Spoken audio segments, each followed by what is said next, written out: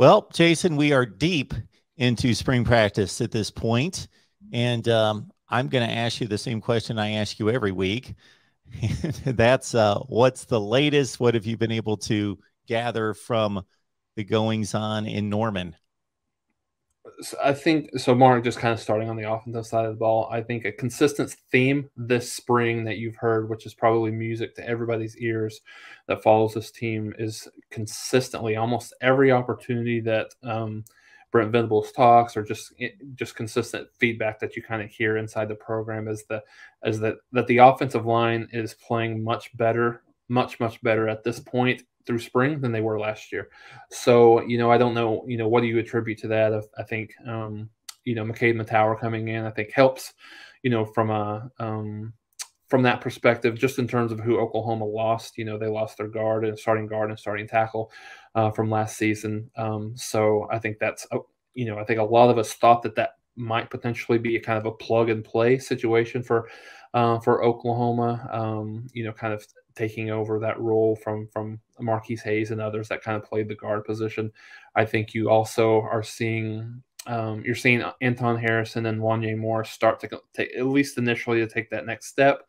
Hopefully kind of solidify those tackles, those bookend positions. So I think overall, just hearing really good things about the offensive line and just how they competed, how they blocked, what they, adjusting to the speed of the Jeff Lebby offense, as opposed to where they were at this time last year. I think continue to hear really good things about Dillon Gabriel. I mean, I think there's not a whole lot that was surprising, but I think even though that Jeff Lebby coached him, I think one thing that I'd heard last week, which was interesting, is they knew what they had with Dillon Gabriel coming in. It's not like he's a brand new player that's new to the position, new to playing big time college football, even though it was a little bit lower than Power 5. But I think the one thing that they've said, they were maybe shocked might not be the word, but very pleasantly surprised at how great of a decision maker he is, and how good,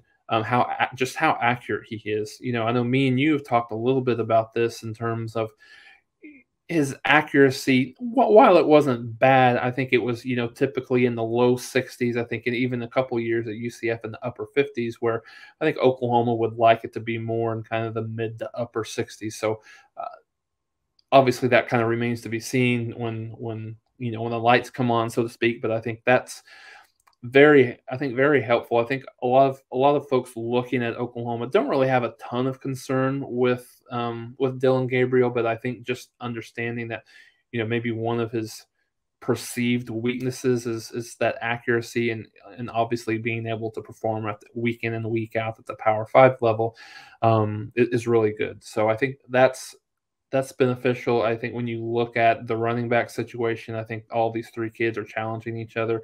Even heard from one source that I talked to that I heard said, wouldn't be surprised that, if I told you that Javante Barnes is the best overall running back right now on campus, it's not an overstatement. So I think, there's some stuff that kind of goes with that as well.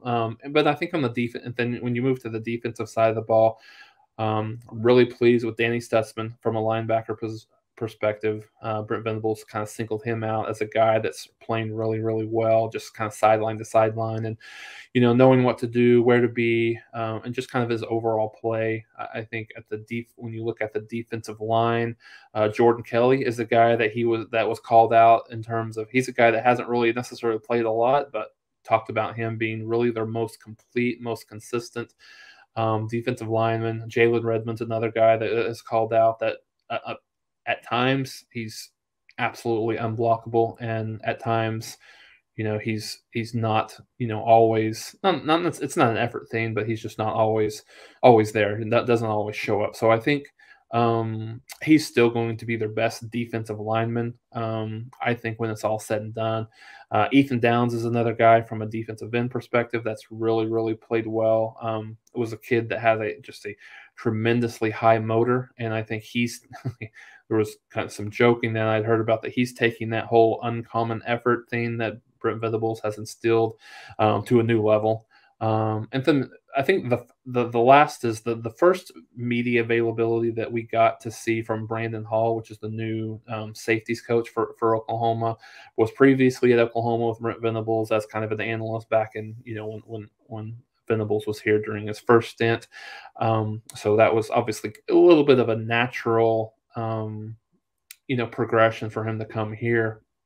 But talked a lot about Billy Bowman. He's a guy that's starting to become really more, I think, familiar with the position. He played a lot of nickel, then played cornerback a little bit last year, and then now moving to free safety as being his primary position, asking a lot of questions, really just kind of learning a lot, and feels like he'll be in a position to make a lot of plays for. For Oklahoma back in the secondary, and really just kind of understand one thing that I've consistently heard as well, Mark, which is this isn't terribly surprising, but it isn't a ringing endorsement from the last staff, is that a lot of these kids, regardless of position, are, how do I say, they've got a lot to learn, because Grinch's system was very, very basic, very, very simple. There was about 3 or 4 base plays that they would run, and obviously there were some things off of those, but it was very kind of basic in mentality.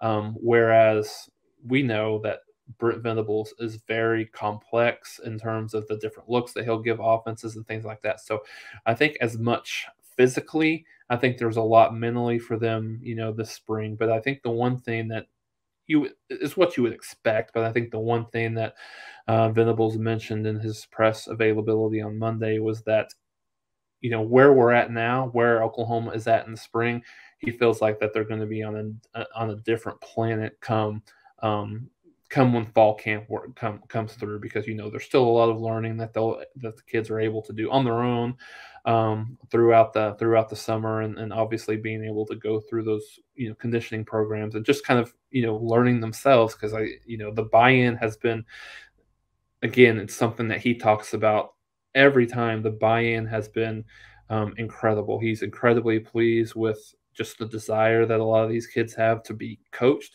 hard, and to be successful, which they don't, a lot don't necessarily think that was always the case with the previous coaching staff. So I think, having that willingness and being in those kids being able to go out and do things on their own and, hold themselves accountable will be certainly will be fruitful for them as they, kind of move from the spring to the summer and certainly the fall camp.